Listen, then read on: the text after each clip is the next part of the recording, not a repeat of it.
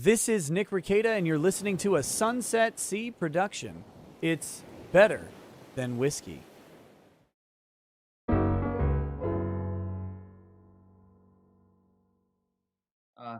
Hello, everyone, and welcome to episode 28 of the Imperial Tides podcast. I'm your host, Holden, and I'm joined today by my co-host, Simone. And we're going to be talking about episode 5 of 14 of the 1980 German series, West German, actually, because this was still during the time when, the wall was up, the Berlin Wall. You had East Germany, you had West Germany. So this is actually a West German production. Berlin Alexanderplatz, 14 parts. We're on the 5th part today.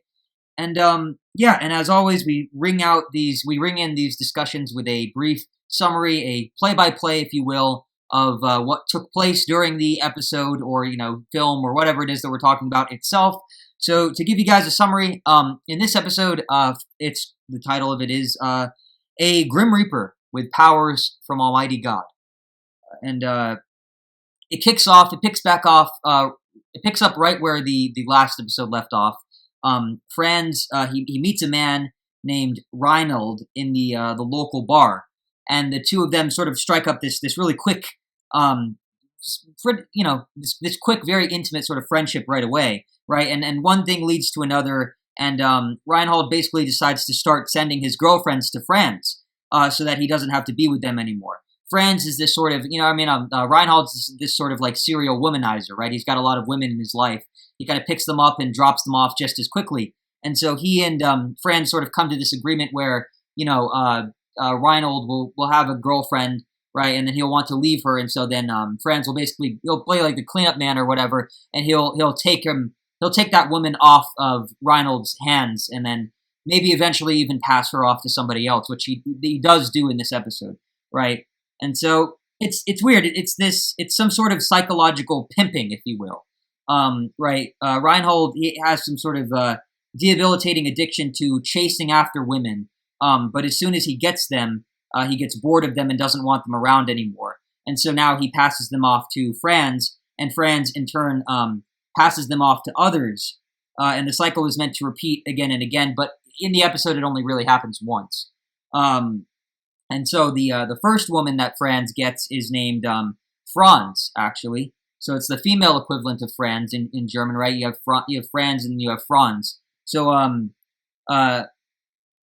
first woman he gets is this she's sort of, slightly overweight, whatever. Not really the most attractive person in the world, but yeah, conventionally, let's just say that's Franz.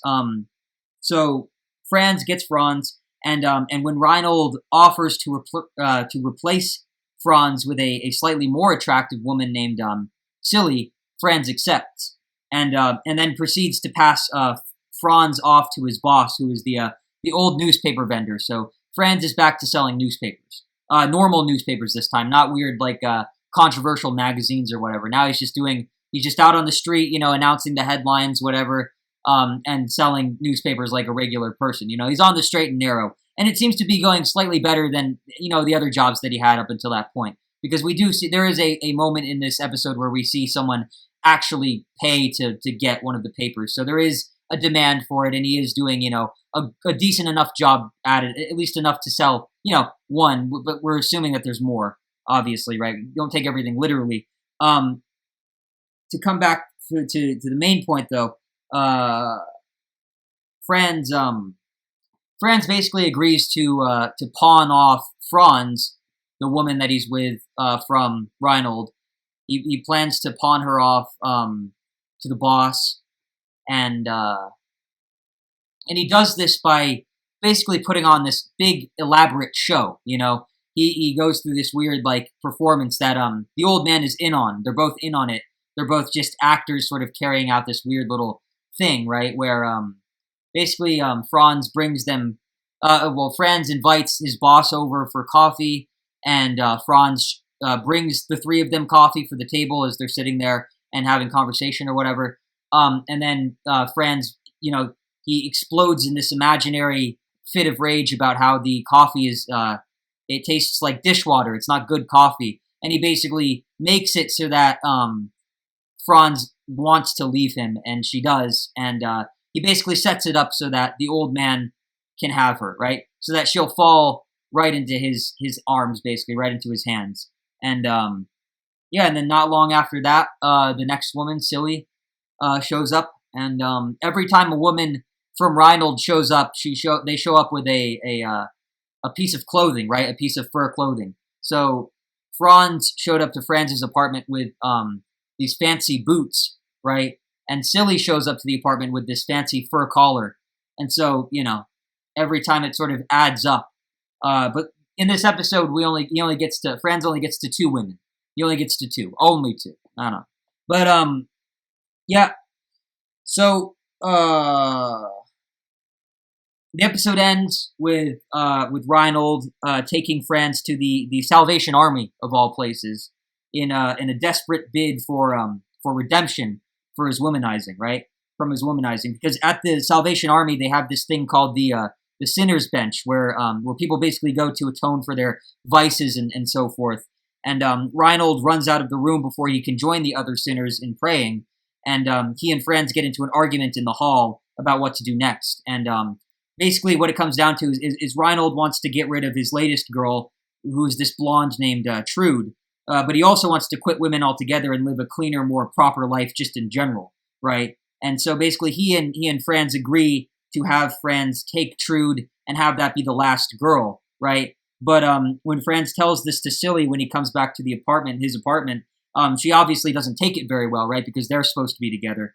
And they get into a screaming match, but then ultimately decide to visit Trude and talk to her about the whole situation. Basically, take her side over Reinhold's and kind of stop the whole scam or whatever. Kind of let her know ahead of time.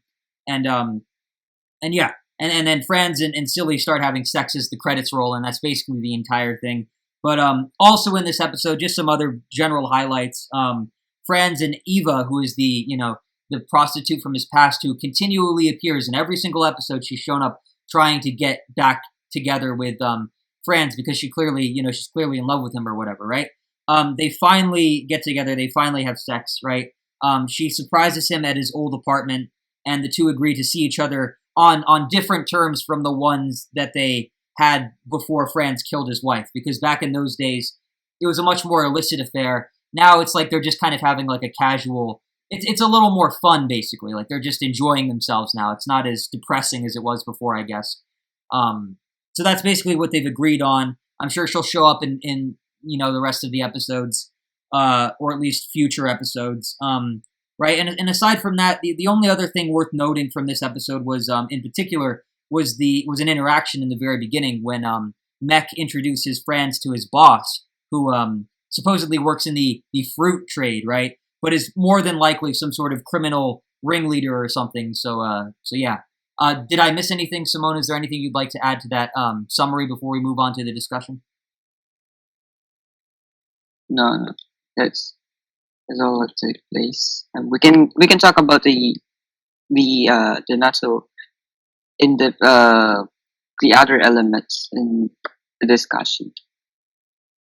Sure. So as always, what would you rate this part out of 10 and why, Simone? I'll give it a 7.5, or I'm stuck between 7.5 and 8 because it's not, to compare it with the last episode.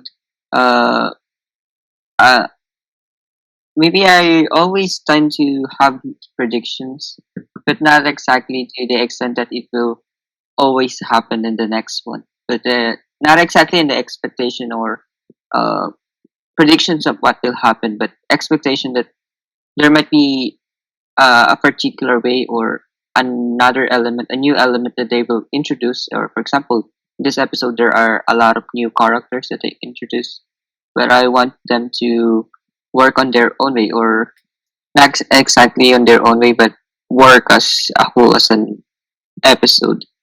But then there are some flaws that I noticed, or maybe kinda not the way that it take place the last time. Especially with this new character, Reynolds. He's a good one in the beginning, but we can get into him in the discussion. Sure. So, yeah, for me, I would give it an 8.5. I would give it I was initially going to give it a 9, but for me, this episode it's just a little too weird. You know what I mean? It's kind of a weird episode. I don't really know. The way it was written makes it seem as though everyone in the story is like obsessed with Reinhold. You know, this new character who just swoops in out of nowhere and like steals the show. But more so, he's stealing the show more so for the like I said, the characters in the show itself than the audience actually watching it. You know, and it's strange. It's almost like it's been written very similarly to how like a lot of fan fiction is, right? As if the character of Reinhold is some sort of authorial like self-insert or something, you know? Just the character that's perfect, that everybody likes or whatever. I mean, he's not perfect or whatever, but it seems like everyone just sort of gravitates towards him for no real reason, right? It's like the way he's introduced just at the very start of the episode, right? Like Franz just sort of looks at him in the bar and is like, I wonder if this guy went to prison because I went to prison and I feel like I could relate to him. That's just a weird excuse to start a conversation with someone, right? It's just a weird pretense. It's not as if like, and I get that they're going for like a, you know, it's a certain sense of kinship, right? Like maybe he felt like he had an understanding with him that he just didn't or whatever, but it's a weird way to introduce a character. And we haven't really seen anything like that before in the previous 4 episodes. You know, we've talked about this, but like the way a lot of character interactions occur in this series so far, like it is somewhat metaphorical. It is somewhat exaggerated, as in not necessarily realistic or groundedly realistic or whatever. But this one, it felt a little different than that. You know, it almost felt as though, I don't know. It's like the moment Reinhold appears on screen, everyone becomes obsessed with him, you know, and this entire episode is based around him. And we as the viewers know almost next to nothing about who he is or what he's even doing in the series to begin with. And yet all of a sudden it's like, this is the Reinhold show, you know, and it's just, but I don't know. That being said, you know, I had a lot of fun with this episode overall. It's bizarre and kind of like a mess. It's just all over the place, during certain parts, but there's something interesting beneath all of it. You know, like a sort of, I would describe it as a sort of like raw energy that you don't get with the more like, let's just say like quote unquote proper stories. And this might have to do more so with the series overall than it does with this particular episode. But it's interesting because the narrative in the series so far has rambled, you know, sort of from one direction to the other. And I have no idea as a viewer what to expect from episode to episode, right? From part to part. And for me, that's part of what keeps me invested, right? Because the only thing I have, and really like the only thing I know is that,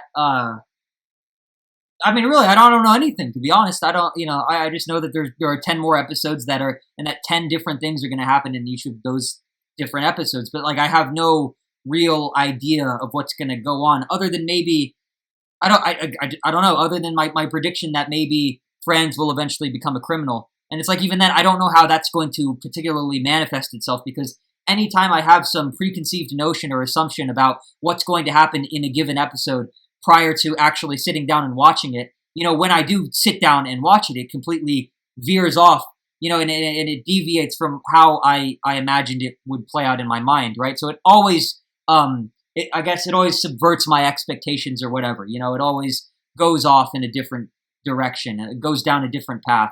And that's probably a good thing. You know, there's probably, if it's honed properly, it can be a good thing. I feel like this episode sort of, it walks the line between doing it right and doing it a little shabbily or whatever, a little wrong, I don't know. But all in all, I would say it's still pretty good. So I would give it an 8.5 just because of how interesting the experience was for me personally. But that's just me personally. I could understand objectively that it's a bit wonky at times and that the writing is not, you know, it's a little weird. It's a little off, I would say. But yeah, I mean, really, the only, and to go back to that, you know, really the only main thing I have apprehensions about regarding, you know, this episode in particular is why the character of Reinhold was written the way he was, just in general. You know, it's so weird that I can't even really describe it as well as I would like to. But yeah, you know, in a nutshell, this episode is basically just 50 minutes of Franz being a terrible human being, you know, as well. There's also that aspect of it too, right? Like, you know, he's using women as props or puppets for whatever weird little game he has going on with Reinhold, who he seems to have been like sort of like hypnotized by for one reason or another. And the interesting thing about this series is that the substance of the work overall, like the substance of the, I guess it's not unified. It's not there's not this sense of oneness or whatever that you get with other things like maybe Breaking Bad or Mad Men or something like that, right? With this one, it's almost as if the what's going on, the message, the point is not. It's again, like I said, it's not equally distributed, equally distributed among its 14 parts. I don't think it's not all equal. It's not 14 equal parts. It's like some are going to have a lot more happening in them than others, and some are just going to be transitions into more important things. For me personally, I kind of feel as though this was the first episode in the series so far that felt a little slight, a little partial. Not necessarily like incomplete or unfinished or whatever, but it just wasn't like, it wasn't a standalone story or whatever. It felt more like a transition or something. And for me, the best way I can put it is that it's like the first half of a coin or something, This is heads. I feel like maybe episode 6 will be tails, Maybe the second half can be found in episode 6. But since we decided to cover the series on an episode-to-episode basis, we'll probably just have to pull through and find things to talk about, with regards to this episode in particular. But yeah, just to give everyone a little warning ahead of time or whatever. This might be a weird discussion tonight because of how strange the nature of the source material itself was. So it might be a little shorter than most episodes. I'm not sure. We'll roll with it and see what happens. But just a heads up, I guess. I don't know. Is there anything you'd like to add to that, Simone, before we move on to the next question on the list here? I said earlier that my predictions are always different at the end of every show. With just like you said, that it seems like that it was a half or a transition of what will happen in the next one, because it seems like that it's the way that the other episodes to play it with the first 5 episodes that we covered so far. It seems like that those has a seems like that the ending is not easy to predict. It seems like that it goes the other way. But in this one, just as you mentioned, that probably the next episode would be a continuation of this, because just like what happened in the previous one, with Bowman, to bring back his character, that the writing or the writer brings an end to his character, that he's going to the other way, and Francis taking this way, getting back to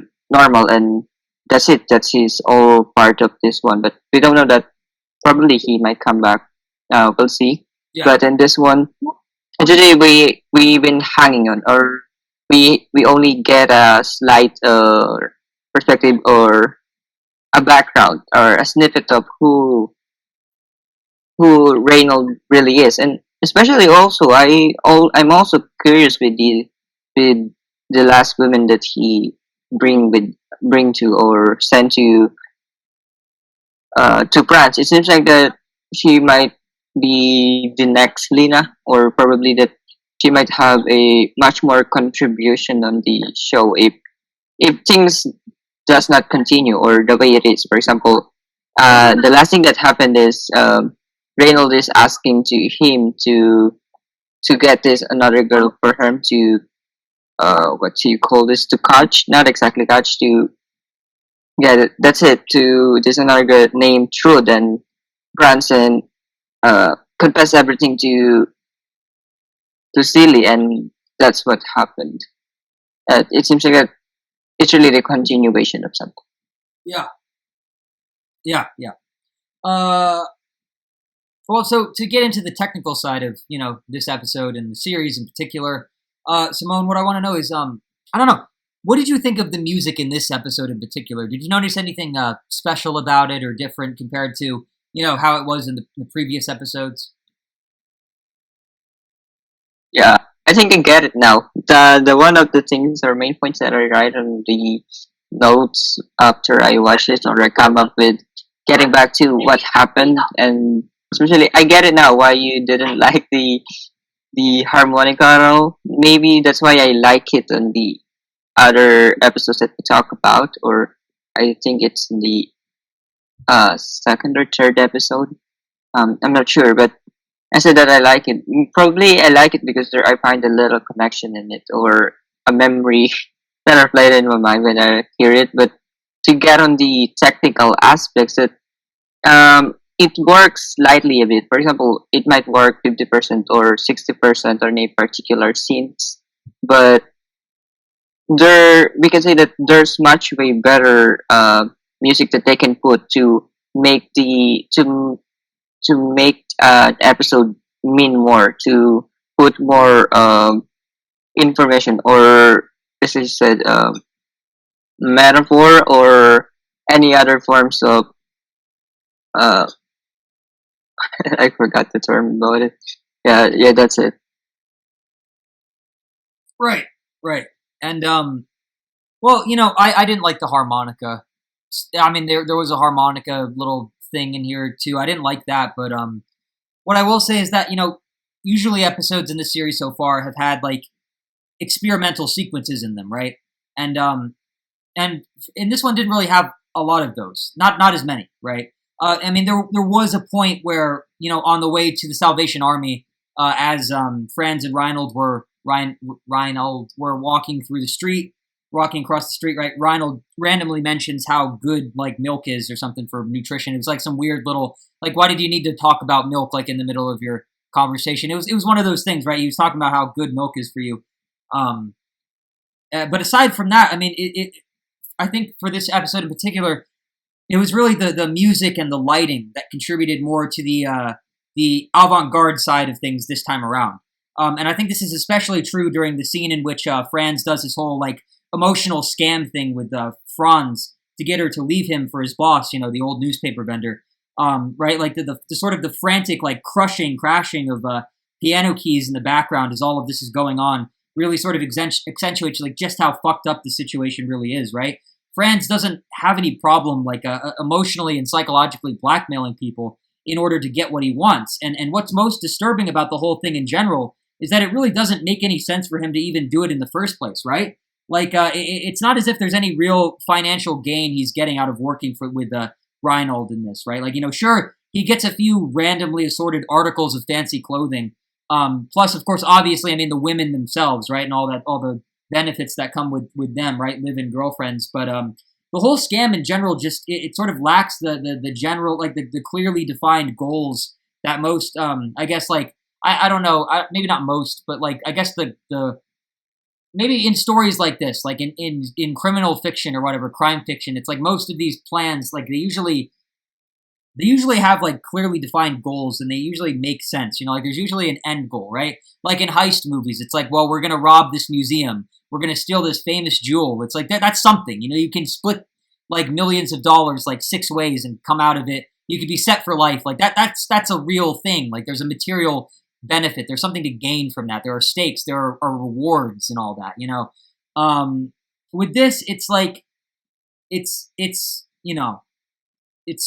just bizarre. It's difficult to make sense of, right? It's almost as if Franz is an alien who doesn't understand how basic human behavior should work, and that this whole thing that he's got going on with Reinhold is just like his idea of what crime or friendship or loyalty or whatever it is he thinks it is that he's involved in should be like, right? Maybe he thinks he's doing a favor for Reinhold by taking care of all these people or taking care of all these women for him, but it's like that's not how this stuff works, right? His morals are all over the place. But of course there's a part of him that genuinely thinks he is being the good guy and simply helping Reinhold out.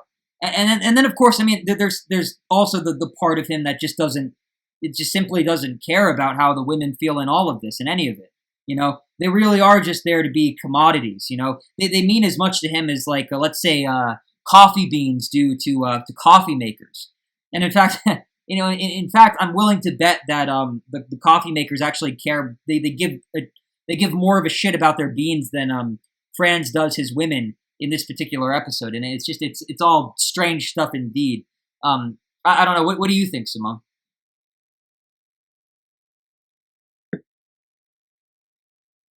The moment that especially in the first place, in the beginning, where seems like that there are visual cues. For example, when after the right after the title for this episode appears, the camera or the scene is focused on him meeting this new character, Reynold, introducing this new character, and also him after a while, there it seems like that they get along in just a weird conversation or a weird thing that you might be, as I mentioned, it's really not a thing to start a conversation, just like the way that he just thinks that probably this guy is also ends up in jail or an ex-convict like him. uh that's really weird. I thought that there might be, but it's also interesting in a way that how it goes. It could be, we cannot mean so much in this if this whole thing was introduced in normally or conventionally.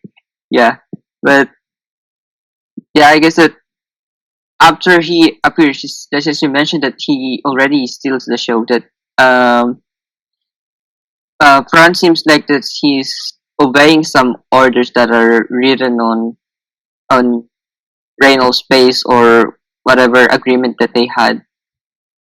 Yeah, yeah. It's like it's like he's his boss or something all of a sudden. And speaking of bosses, before we get into like the whole main thing with Reinhold, Reinhold, he's the main character. I guess he's the core of this episode. So before we do that, let's talk about everything, I guess, to the side, right? Around that, right? So to start, Simone, what did you think of Mech's boss, right? He's the man in the, he apparently he's in the fruit business or whatever. He's the guy they talk to at the stair, by the staircase at the end, at the back of the bar. I don't know. Do you trust him? Or do you think he might be a criminal? I don't know. How do you feel about that? What do you think? I also thought that he will appear in the middle or not just in the beginning, because it's probably that's the maybe the conventional way to introduce character in the beginning, and then they will appear in maybe in the end or in the middle of the show, or not just in the. It seems like the way they introduce him is not in a way to just introduce him as a character, but I interpreted or I thought that he would just he's inter I he introduced they introduced him in that way to make um a contribution in this particular episode. But excuse me, knowing that Max knowing that Mac's character is really into this shady business of him. He always, even though he's a good friend, but he always has this shady business that he introduced to Franz most of in every episode. It seems like that, even though, but he is not in the level to fully influence him to please him or to command him that this is the only way to do it. He just let Franz to decide for himself. But I think there would be again a new prediction. I guess that probably in the future, uh, Franz might decide to do what Max recommends him to do when there's no other options for him left. Yeah, yeah. Uh, and yeah, I would agree.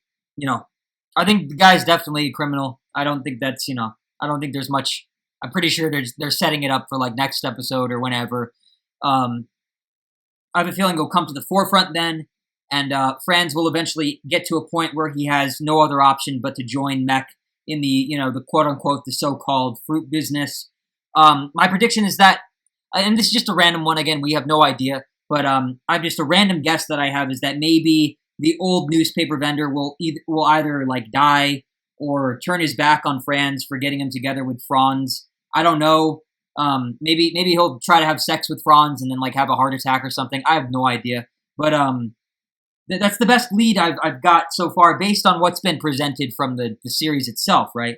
And so it's going to be either that or just another general sort of series of unfortunate events that will set itself off and rain down hell on everybody and everything until Franz is so desperate and miserable that he gets back into the game. But I mean, to say that, just based to elaborate on that, just based on the way he acted in this episode, it honestly wouldn't be the most surprising thing in the world.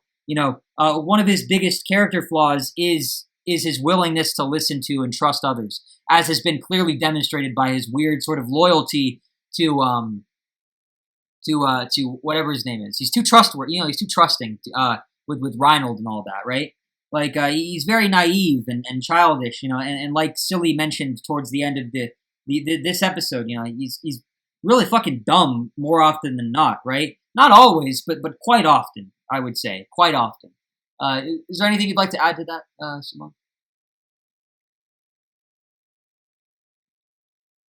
Uh, that is the for him to be so, I say, to be vulnerable or somehow open with a lot of things that, even though in some parts or in the beginning, it seems like that he built a boundary for him to not touch to these things, but there's a part of him that is open to this thing. That's why he's open to these negativities that took place and also to the positive one. I can see in both ways, any of these new elements or new character or series of events that they will introduce, it will eventually or literally affect him as how his character will evolve or improve throughout the show.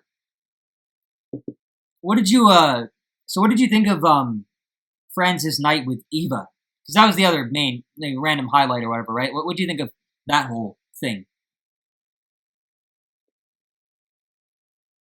The whole thing with Eva, I still don't know who is Eva is. It's just that there are few snippets of who she really is, but it's not that helpful to fully get into her character. She doesn't what do you call it? She doesn't um introduce herself fully, or those evidences or series of events that she shows up in every episode is not even enough for me to make a coherent or concrete predictions of what his character is or our turns of events. The basic predictions that I has are maybe similar to the one that we talked about before. That she might be probably Franz had an illicit affair or affair with her during the times that he's in a relationship with Eva, and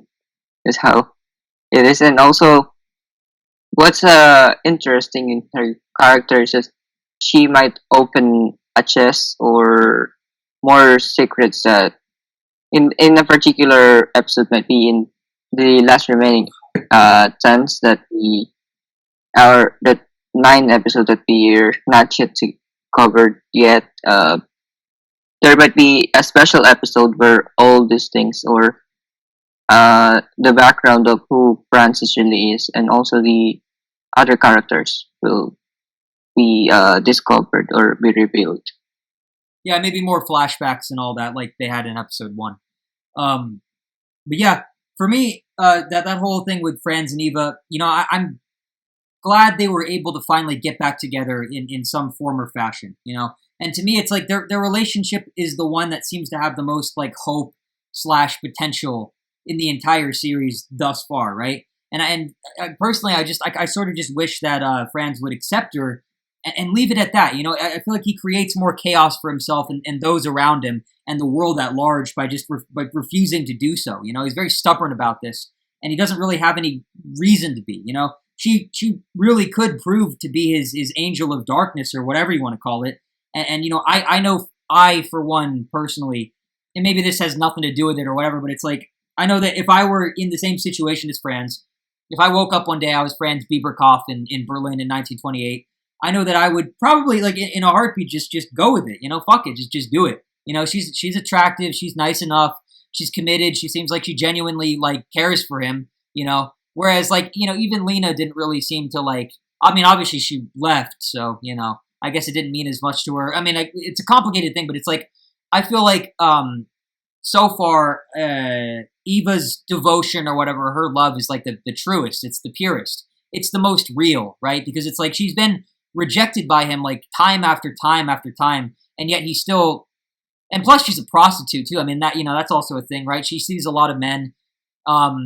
She sleeps around a lot, but she still has an affection for him. She's still able to, because there's that whole thing about sex workers in general, right? It's like, and porn stars too. It's like they do that for a living. They do it so often that they get to a point where they're desensitized and they don't even, like, sex becomes meaningless to them, right? And they don't care. They have no sex drive anymore or whatever. That's a thing that happens with a lot of them, apparently, right? That's some sort of phenomenon within that culture or whatever, that subsection of people, right? But with her, so I feel like it should be more meaningful because she wants him and she wants him physically. It's not like she just wants to sit down and have conversations with him. It's like, no, she wants to become one with him. Do the whole thingamajiggy. The corporal knowledge and all that, as they say in the Bible, right? But it's like, it's like, of course, because it's written a certain way. It's like, of course, he refuses to see it the way that she sees things or whatever, right? And it's probably, to be honest, I have a feeling that it might be something that either kills him or gets him fucked over by the end if he's not too careful. Is there anything you'd like to add to that, Simone?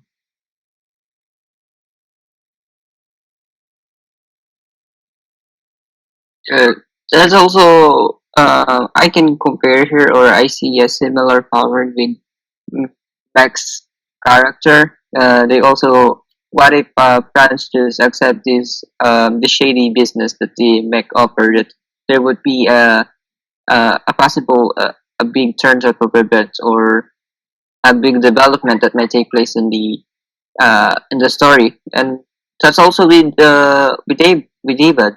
Just like you mentioned, that it seems like the refusal, he refuses to sleep with her or to be with her. That's also one thing that there might be a possible thing in the future that might take place, that for him to fully realize what all these things, that the small little things that are right in front of him, that is really important, that he's really still, even though that in the last episode that he realized that she is denying all the help for a good or bad perspective, and he's back up with his own ways of seeing things, the that might come to that point. Right, right. And so now, to move on into there's not really much to talk about, like, this time, but, like, let's get into the thing we can talk about the most, right? Let's really sink our teeth into this one point, right? So Simone, what did you think of the character of Reinhold? Character of Reinhold, it's really weird that even though that he's in the depth of the chaos, I think he is in much more, he's in not so good uh, uh, worse situation or shape compared to France, that to be able to, because he is stuck uh between this norm set of belief system, or how society view things. He also considering the, I get this kind of insights when he's when the in the last, before the episode comes to an end, and before the scenes of confession and whatnot. And he turns up into uh, this church or foundation. I forgot the name, but Salvation Army, as it's called. Uh, Probably that he's also constrained. There are some constraint that he's. That's why he is not fully developed as a character. That's why he's resorting to all this shady business, or uh, much worse, much worse things compared to what is France is doing. Right, yeah. I mean, the thing about Franz is that, he has his moments of great existential torment or whatever, but it seems as though the thing that kind of separates the two of them the most is Reinhold's, like, sort of insecurity. He's like, really, he can't, he's like, it's like he's so ashamed of who he is, to the point where, like, it's almost dangerous. Like, he seems like he's less predictable than Franz. It's like Franz is kind of comfortable in his own skin. He has his problem is more so that it's not even that his problem is that it's like he's actually like so into his own vices or whatever. He's so into his own flaws that he runs the risk of just letting them control him entirely. Whereas with Reinhold, it's like he hates his flaws so much, he's so guilty about them that he might explode or something. He might do something even worse to try to counteract them or whatever.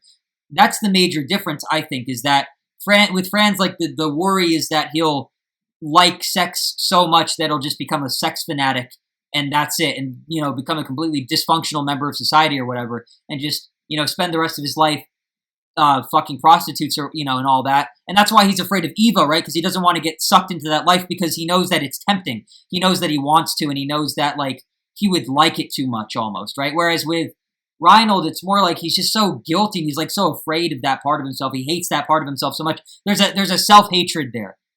That's a lot. It's much more dangerous than what's going on with Franz, because with him it's kind of the same sort of mentality that a lot of, like, let's say school shooters or incels or whatever, I don't know what you want to call them, but just people, the kind of people who like cut their balls off and mail it to celebrities, or try to kill people by sending bombs in the mail, like the Unabomber and all that, or like someone who will like go to like a public place and just shoot a bunch of women because they couldn't get laid in high school or whatever. People like that, school shooters and all that, like just people like that in general, like they seem to have that mindset where it's like they hate themselves so much that they have to punish the rest of the world for how much they hate themselves. You know what I mean? For their low self-esteem, their low self-worth, and that's the kind of person Reinhold seems to be in general. And like I've said before, it's like Reinhold's he's a weird fucking character. Even outside of the context of the series itself, right? He seems to almost sort of defy the conventional mechanics of writing in general, both screenwriting and I guess novel writing, literature writing, literary writing, let's just say, right? It's almost as if the writers themselves are in love with him or something. It's really weird. There's this bizarre fixation on him throughout the whole episode. Excuse me, as I've mentioned, and but as a character within the story itself, though, I mean, he's got a few things going on, and I think they're worth kind of assessing, right? To me, in my view of things, he's another one of those like old stock characters that were popular in the fiction of the time, right? He's kind of a trope, right? Like he's an invalid with a penchant for women and a lot going on behind the scenes, right? He's charismatic, but not in a way that most people would expect. He sucks you in by treating you like a brother or someone who's like, I guess quote unquote in on the joke, if that makes sense, right? Like he's very conspiratorial, and of course he'd be the type to try and blow up some gasworks in his youth or whatever. That's the kind of person he is. Characters like this are always enigmatic and strangely exotic, and the fur coat, the stuttering, the rail thin physique, and of course above all the seemingly debilitating infatuation with falling in love but not actually staying in it, just chasing. He because that's the thing, he likes the chase. He likes working for the women, but not actually having them or whatever, working to get them, but not actually getting them or having them or keeping them or whatever, he just likes the thrill of the hunt or whatever, as they say, thrill of the chase and all that. But all of these different things, all of these various elements, they add up to form a cliche that doesn't feel as cliched as it should, at least to me. Not to me, because it's a cliche that sort of died a long time ago, I guess. That's the best way I could put it, right? It isn't a cliche that modern audiences have seen for quite some time. And so in a sort of ironically paradoxical sense, to me anyway, Reinhold ends up becoming one of the most refreshing things that I've seen in fiction for quite some time. And in the end, he does end up having the charisma that the show tries so emphatically to prove, but for all the wrong reasons. And that's just my take on him. I don't know. Is there anything you'd like to add to that, Simone?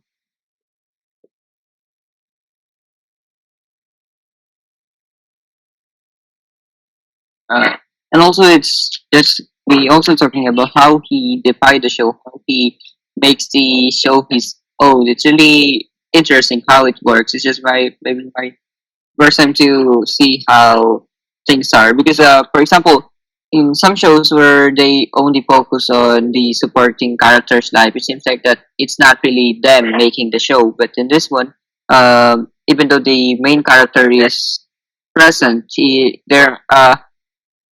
still this particular new character, this background character seems uh to make his thing work, to make it his own. Even there are other factors that might affect the show or him to really bloom, or not exactly to bloom, maybe to bloom and let his aura sucks up the whole thing. Yeah, yeah.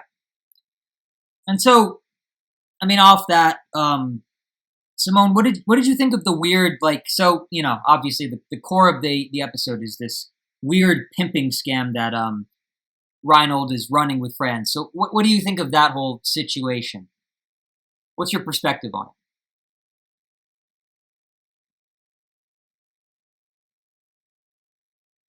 Maybe the same with the thing that you mentioned, that it seems like that he doesn't want to surrender or to fully just based on things, to depend on things, the dependency. That might be their similarity with Frankie's similarity, that they wanted to surrender or to just base on a whole thing, to do other people the thing for them. When in terms of women, for example, Frank's perspective is not, he doesn't want to live in support or with his girl, to make his lover do the living for him. But probably we can see it in Reynold in a different perspective, or he applies it in a way that he doesn't want to to depend on the emotional or maybe the connection that the relationship formed. That he don't want to fully commit on this thing. Yeah. Right, they both kind of use it as a way to, like, I don't know, distract themselves from the problems or whatever. It's just a quick and easy escape. There's no commitment. There's nothing to worry about. In and out, and just whatever. You get all the good without as much of the bad, I guess, maybe. So yeah, I'll get into it a little later, but you brought up some good points for now. So going off of that, Simone, what did you think of the women in this episode in particular? What did you think of the women?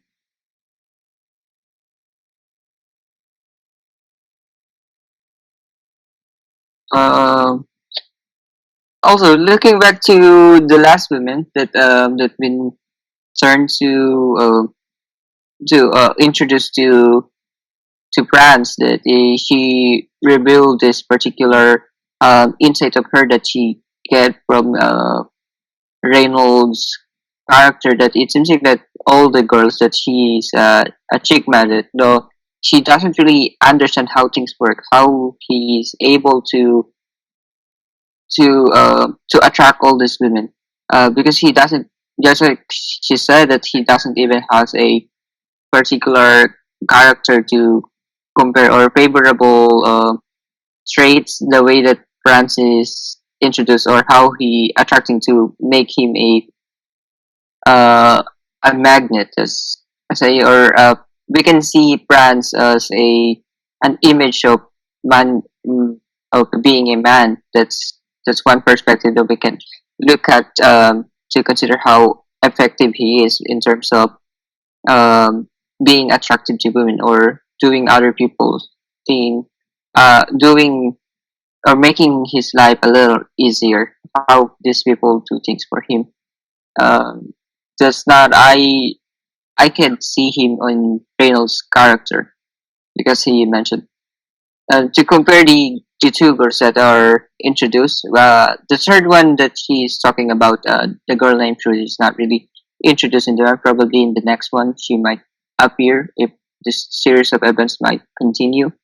To compare Celie to France, the girl, the female version of France in German, they're total different person. The first one is, she has emotional issues, that she's too sensitive, but she's quite alright to be a housewife, I guess. That's her character seems like to be. She's really a hardworking person, as how Mrs. Bass talk about her, that she's a good how to care of the house. And also the other one, I think she might be a prostitute, the way that she acts, or she's really aggressive.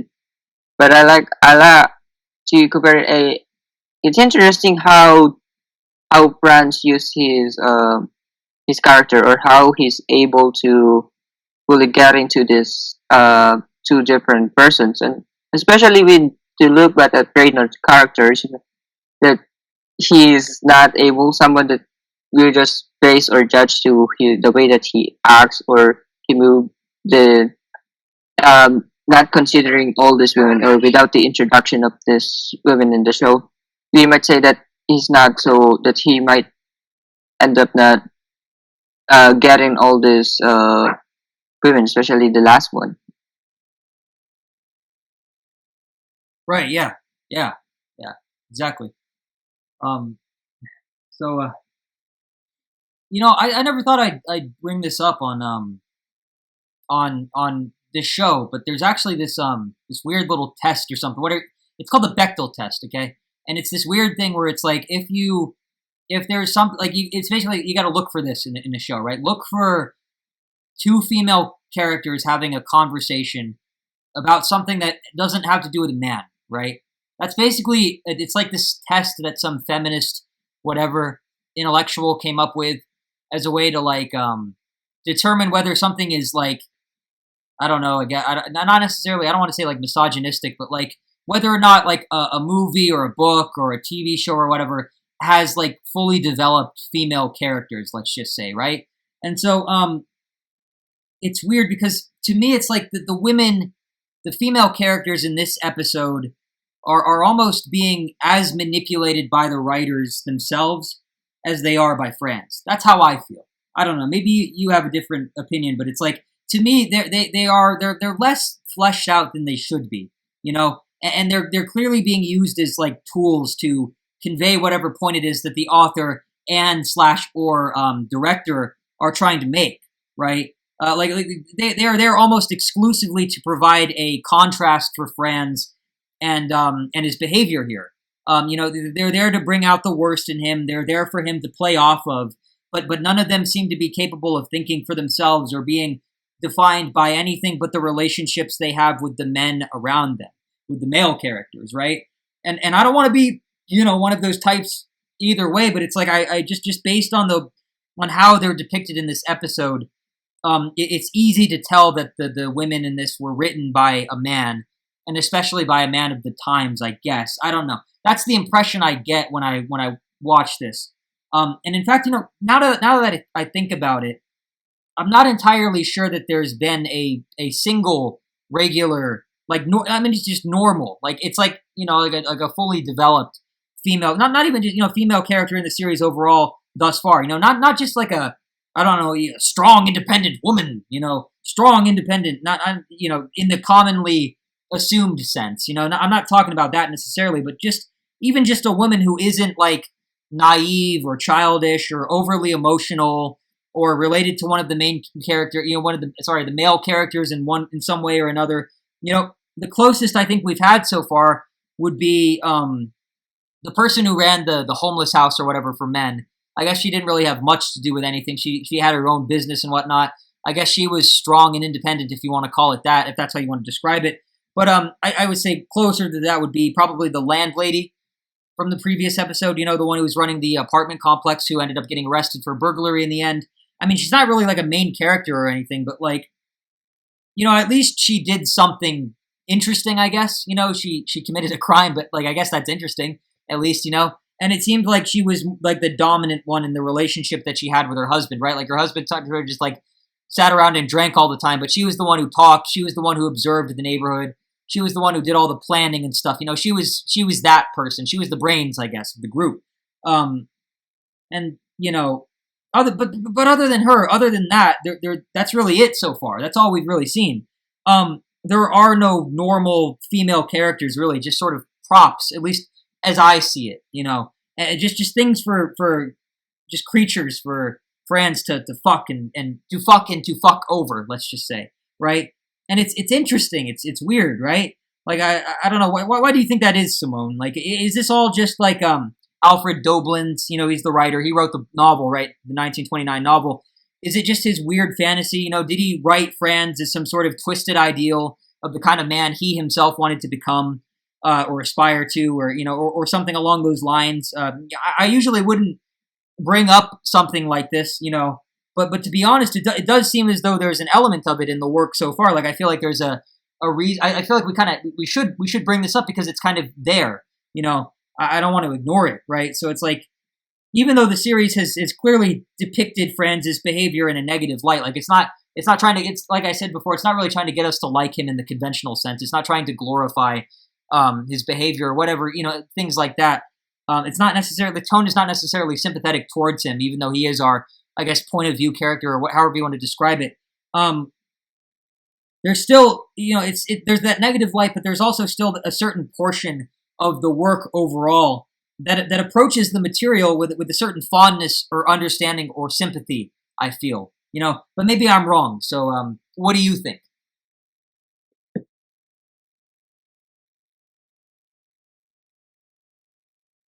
To look like that the last episode, I think to mean more about or how it's not only I guess that even though the last previous episode that we have covered so far that it's been a long conversation or discussion about how it is that just it's interesting how things piles up or that we fully understand each character that are introduced in this one when we move into the next episode. We only to set the elementary teachers or fifth grade teachers so that it's just to compare and contrast things to fully understand or to really fully get what is it all about to how it will be a unified some sense ideas it seems like that we need to see this other perspective of how we can connect each thing and it seems like that there's a connection in it that might probably that how it the last episode that it's full of metaphor and other forms of the way that how it will work as it is because it in the mention that in every episode that they represent or to inform us that this this work is based on a book of Alfred Dublin, which is that has also the same name that just we in the previous one that we talked that we mentioned that it's really a how the book will work or how the written elements is really is able to manifest over this this adaptation. Also to get back to the character that they are not really normal characters that we might see on the normal case to case basis or normal everyday life that they are really designed or um, introduced in a way that they will really do something that is might probably not too noticeable on some sense, but that's how they really work. How their character is particular, somehow exaggerated, but not too exaggerated in the normal sense. That how their character is uh, noticeable, or how they are able to work to blend into the element of the show. Right, right, yeah, exactly. And you know, I think you put it pretty aptly, let's just say. So and going off of that, speaking of characterization and whatnot, right? Like Simone, what did you think of Franz's behavior in this episode overall? Because it's almost as if to me he's a different person from episode to episode. So I want to know, like, you know, what you thought of I guess episode five's version of Franz in particular. And in episode 5, he's really a favorable character or sympathetic one, as we mentioned that. that probably that he's normal, or the way that he behave is somehow realistic, or some other people will behave in that particular how we approach things. And in this, and also in every episode, we are introduced to a new him, or a different part of him, or a version of him. Uh, that's also, it seems like that in other episodes, it seems that manifests how he is, how the show is going. But in this particular episode, it seems like that what the that he in the other episode, it seems like that he shaped the show, the way that he behaved shaped the show. But in this one, the way the show is shaped him as how he behaves in this one. Yeah, I could see that. I could see that. But I don't know. You think he's likable? I thought he was, kind of like a horrible person for like most of it. Manipulating the women and everything. Like, I feel like it's kind of shitty. I don't know. It's like I don't think he was like. I get that he. He had like a. I guess I mean, he in the, thought in he the was previous doing. episode. What was that? I mean, in the previous episode, it seems like that the way that he behaves is No, somehow sympathetic, or not exactly sympathetic to the sense that we're going to like him, but in the sense that we might get something from him that everyone that it's a normal thing that could happen to anybody, but not in this particular episode. We're talking about episode 5, though. This is the current episode, not yesterday's episode. How do you feel about the way he acts in this one? Okay. Is what I was asking. Yeah, it's not really favorable, or it's really just acting the way that he is commanded, or not exactly based on his impulses. Because if it's really based on his impulses, is he might not act in this way, or maybe he'll act more aggressive, because it just like I mentioned, this character of Reynolds, it seems like that there are certain rules written on his face, or his whole character, that once the person that Franz met him, he's able to shape the way he thinks, or just follow the rules that he is being sold, or he's introduced with. Right, and I guess just to trace the arc so far or whatever of Franz, it's like he's gone from episode 1, he's all dazed and confused, right? Episode 2, he's I can't really think. Let me pull up. I don't know. I gotta pull up all the episodes now. I gotta figure out how exactly I'm going to word this, because I think this is one of those things that needs to be as precise as possible, so that we can be as accurate as possible, right? So in episode 1, of course, he's all dazed and confused because of the imprisonment and everything, being reintroduced into society and all that. The punishment begins. It really does begin. Episode 2, how is one to live if one doesn't want to die? He gets caught up in the whole Nazism thing, which was weird and a bit heavy-handed and a bit, over the top, I guess, from a writing perspective or whatever. But, he's still kind of coming out of this prison thing. So I guess it would make sense that he'd be looking for guidance. He'd be looking for organization, a system, something that he could adhere himself to. That's why a lot of people like religion, because it's something that's bigger than themselves. It's something that they can give a part of themselves away to, right? And so for him, unfortunately, he chose the Nazi party for that for a little bit, and then he quits, and that's what leads into the 3rd episode, which is a hammer blow on the head can injure the soul, right? And in that one, has the whole affair with the widow and everything, and I guess that how I would describe him in that episode, episode 3's version of Franz. It's like he's sort of.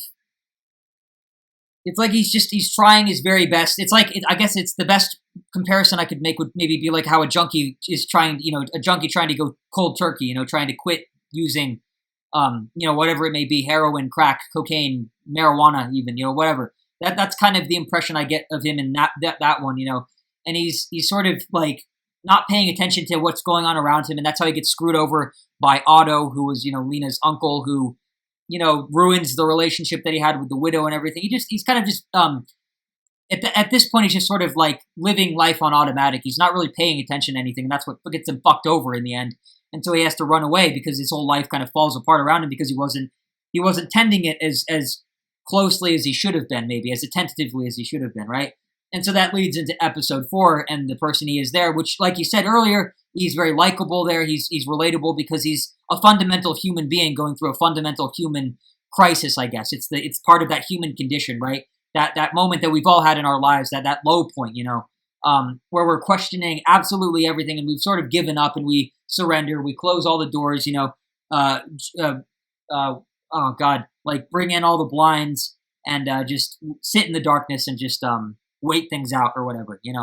And so he got very close to the edge there. He almost fell in, but into the pit of despair, but he didn't. And now here he is, kind of back to where he was in episode 3, where he's trying to do that sober kind of straight edge life or whatever, straight and narrow, normal. But of course, he's been sucked into something yet again, and in this something, unlike in all the other previous episodes and the previous iterations of him that were present in those other episodes, right? It's like this one sort of brought out the most like cruelty in him, the most sort of like childlike cruelty. Because think of kids. There are a lot of kids they kill ants for no reason, or they can do some pretty fucked up things without even thinking about it, right? And that's sort of how he was in this episode. He's just childishly cruel, I guess would be the way to put it.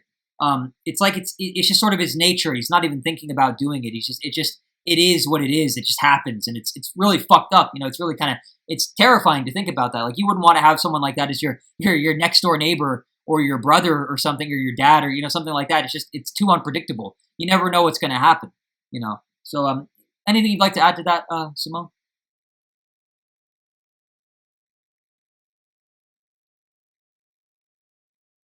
Yeah. There's a lot of versions of it that we can see that it was somehow just as I mentioned how the characters are designed or how the writing is done. It was bent in a way that they're trying to portray a particular metaphor or particular message in each. Probably it was based on each chapter of the books, and in this sense, it's in each episode. Yeah. And so I guess other than that, we're almost pretty much done. I mean, the conversation's been like an hour so far, but it feels like it was really short. It feels like we didn't have as much to talk about this time. But what I want to know, Simone, is like, what did you think of the whole Salvation Army thing? The Sinner's Bench and all that whole sequence. What did it do for the episode overall? And did you get anything out of it? Any interesting insights or anything you can speak on regarding that whole thing? Uh, I want to relate it to something historical or how this Spanish invasion or the colonization works is Sure.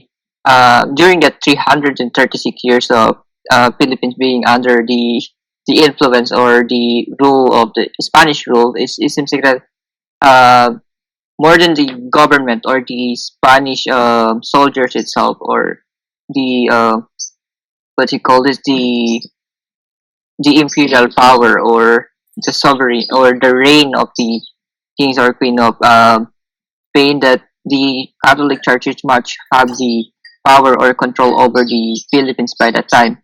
And I think it's also one of the sacraments, I guess, in the Catholic faith that you need to confess your sins to a priest. I forget how it's called in here in the Filipino word for it. It's in the tip of my tongue, but I forget it. But the way that they did it here before during that times that every Filipinos in the community is required or the member of Catholic. It's a mandatory thing to be Catholic by the time that you need to confess everything that they are able in this way that the you need to they really know how to uh maybe passes in this way because they're somehow manipulates people that you need to confess everything. You need to say you are a sinner if you didn't confess it, and now they're able to know everything that's what is going on in the town, or they know if they didn't like a particular person that they can decide to how your life will work or how they will torment your life if they didn't like you or the things that you do, which is not really which is obviously against how the teachings of them or how they interpreted the whole thing that was written, the Gospel of the Bible, I guess. Right. Yeah. So And this is obviously, also yeah. I can see this. Yeah, I can see this in this Salvation Army thing that it's also. I don't know much about the faith, but I can see the similar situation in this one. Right. Yeah. I mean, what you're talking about is like what's going on these days, but from the other side of, I guess, the ideological spectrum or whatever. Right. It's this sort of taking something that is fine on its own, but then using it, weaponizing it, turning it into a weapon and using it against people for political gain or whatever, to instill power and whatnot. Right. That's what the Greeks did with mythology and everything. I guess like it's what it's the Greeks and the Romans. Let's just say it's what you know it's a lot of things. It's like all the cultural stuff that made England. It's like that's why English people are so proud of being English. It's because a long time ago, the people, the elites or whatever made it like, oh, England's the best place ever, and so that's just sort of been passed down from generation to generation. You could say the same thing about the United States. You could say the same thing about pretty much anywhere else, any other country in the world, really, relatively speaking, generally speaking, let's just say. But yeah, the way it should work, obviously. Well, it's like how people are trying to guilt people on social media these days. It's the same kind of thing. It's that it's just a tool. It's a tool to get power and all that. But that's what you're viewing it from that lens, right? And that makes sense because that applies to your culture and your history and all that. But like I guess in terms of like the way it's supposed to function, like the normal shit, I guess normal, because I've done confession plenty of times in my life, and it's just at least for me, because maybe I'm lucky, it's never been anything more than just a boring ritual or whatever. It's like if you're Catholic, you got to go in, you got to talk to the priest. He's on the other side of this wooden door thing. You got to just talk to him about your feelings or what. Not really. It's not like therapy, but it's like kind of. It's you're purging. You're talking about all the bad things you've done. You list them. That's what you're supposed to do. And and in movies they try to they glam it up a little more. It's like, oh, well, instead they basically they make it like a whole thing or whatever. But it's like it really is just you come in, you say what you've done, and then the priest prescribes you like do 30 Hail Marys or whatever, and then you recite the prayers and stuff. And that's supposed to. It's not supposed to absolve you or whatever, but it's just supposed to be a way to hold yourself accountable, right? Because like I guess the thought process is that you're less likely to do bad if you know that you're obligated to go into that box and sort of face the priest, be sort of like closer to them one on one, and to have to like go through the list of everything. Because once you lay it out like that, it's like, oh shit, I did a lot of fucked up stuff. I probably shouldn't do that anymore. I should probably work to be better so that the list can get shorter and shorter, so that I'm less embarrassed or whatever, when I have to go and confess. That's kind of the idea, right? It forces you to own up to your problems. It forces you to take accountability. It forces you to kind of look the bad part of yourself straight in the face and go like, oh, damn, this is uncomfortable. I don't like this. I don't want to ever have to do this again, or I don't want to have to do this as often, or what. And so it's supposed to ameliorate the problems, but obviously it's all up to you. That ritual alone can't force you to do whatever, to be better, be a better person and all that. But like, I think that's the idea in a functional sense, not, that's generally what it's supposed to be, I think. And that's what this was going on with the Salvation Army. I don't know if they're necessarily Catholic or whatever, but it's the same sort of principle, right? It's like they're all there to confess. They're all there to kind of, it's like a support group for assholes, like, or, people who are fucking up or whatever, not doing so well in life. And so, yeah, and like I said before, Reinhold, he's a mess, man. I don't know. It's kind of scary how much of a mess he is, because he can't even do that. He chickens out of that, So it's like the way he's going, he's going to probably, my prediction is that he's probably going to self-destruct, and there's going to be collateral damage all around, because that seems to be the kind of person he is. He seems like he's a ticking time bomb, totally unstable. So yeah, anything you'd like to add to that, Simone? Yeah, maybe I'm talking so far to how history works or something, but I guess that now that people are open with these things that are, I think that the way that you mentioned, or how it is to works in a general sense, I guess that it's going on the way that it should be, or I just trying to compare it with how bent it is that it was used in before. But now I guess that it doesn't really mean something or a thing. It seems like everyone is has the freedom to do or engage in any belief system or any source to make these things up or to form of relief or education. Right, yeah. And these things, they only matter as much as you want them to, right? It's just kind of how they work. But, you're right. Like we said, both perspectives are right. Both perspectives are good. The historical one and the contemporary one, the general and the, political or whatever you want to call it, it's all the same thing, more or less. It's just different parts of it. Right. So, yeah, I get you. But, yeah, last big question, I think, for the night or the day or whatever. Simone, let me ask you this one. This is a kind of a big one, right? Do you think the society and culture of the times, Berlin in the 1920s, do you think it's partly to blame for creating the scam that Franz and Reinhold run together? Because like if you think about it, if casual sex was acceptable back then, there might not have been a reason for them to do what they did, passing all these women off and kind of manipulating them, kind of messing with their emotions and stuff just to get them pressing their buttons and stuff just to get them to do certain things, right? Treating them terrible, like fucking. It's really like I don't want to be all like, oh, I'm such a great person for being disturbed by it, but it's like it's like really it leaves a bad taste in the mouth to see, right? So it's like I don't know. Do you think like the society at large, like if they had just been a little more tolerant about that sort of thing and just kind of not, because that's sort of the problem with in general is repression, right? That was the problem with the Victorian era. It's like they tried to stuff natural human emotions and stuff down people's throats, to keep it from ever coming back up. And that's what ruined people. That's what made them so shitty is that they had all these bottled up feelings and it came out in very violent, messed up ways. But it's like people, the way I see it, it's like people they're probably going to have casual sex no matter what, right? It's just a thing that happens, Not everyone is able to control themselves because they just, it is what it is. We're all built a little differently. It's not, and realistically, practically speaking, it's not something that we should presume to have any sort of control over. You know what I mean?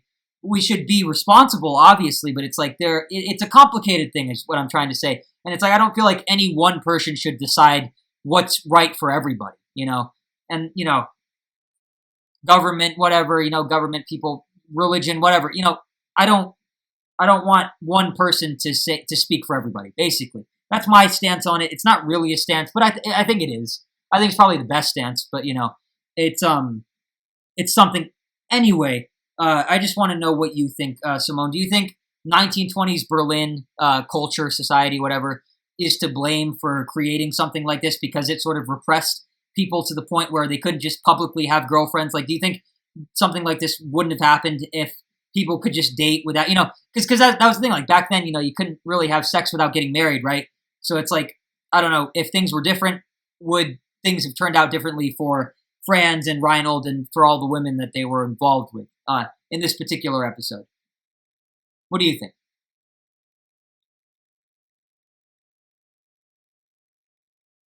Uh, some point maybe it's to blame our guests, which is there to not only to look at this particular era. There's in every era there is similar ideas or these things that might constrain or just as you said that there's a repression between each person.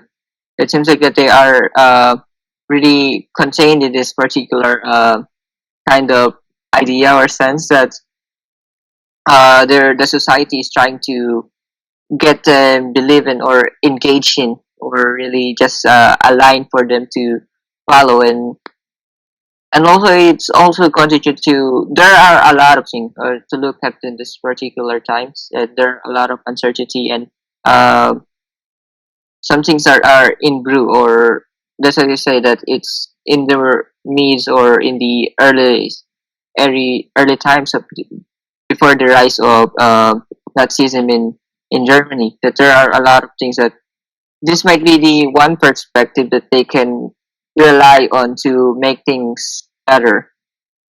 But maybe I don't think that it's all that it'll be also there might be a different problem I guess if even though that during this have if this in these things or for casual services okay but at the time there there's always be other things that they can look at or to make it kind of depressing for them, or something that they kind of constrain them. There's always something like that. But the situation, I guess that it might be the one that makes them act the same way. But there are also other aspects that contribute to this. Right. Yeah. Yeah. And I think that's a pretty reasonable perspective to have. And I agree. I would agree. And I actually don't have much more to say on the subject, to be honest. I just thought it would be an interesting thing to bring up. So, there you have it. Now, last but not least, of course, just general predictions for episode 6. Do you have any? And if so, what are they?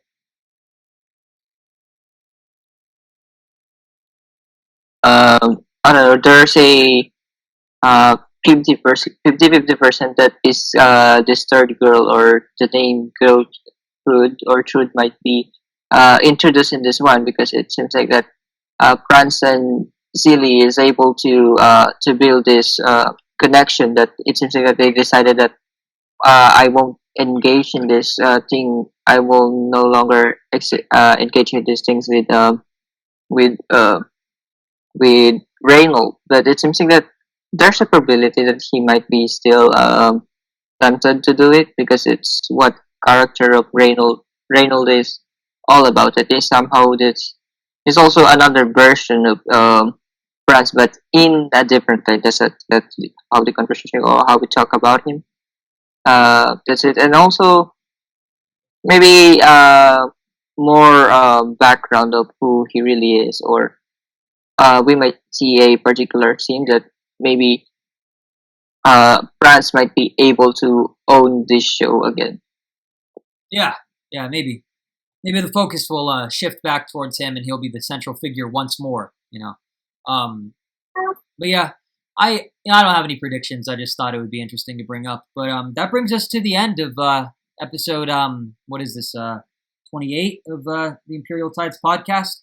I don't know, how do you think the discussion went this time? I'm really fucking tired, so I don't, and the episode was weird, so I don't know if this was our best work, but it was something, I guess. I don't know.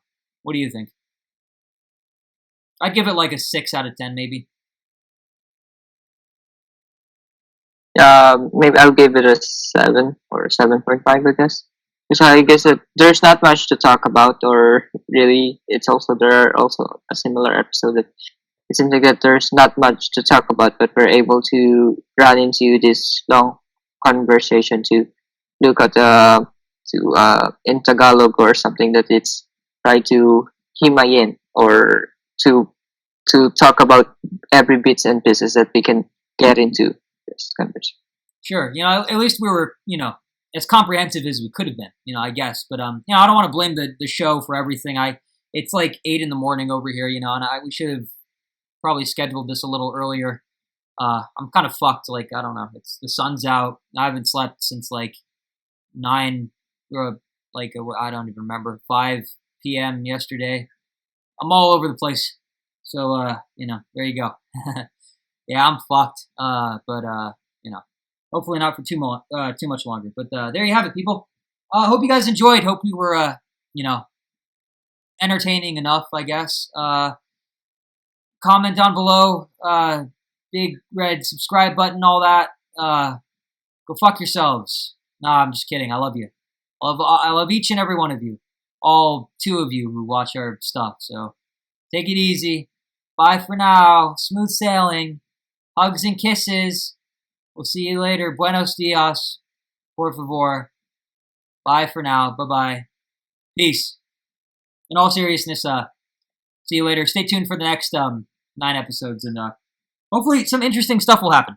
I'm really curious to see how this whole thing's going to end. So, let's find that out together.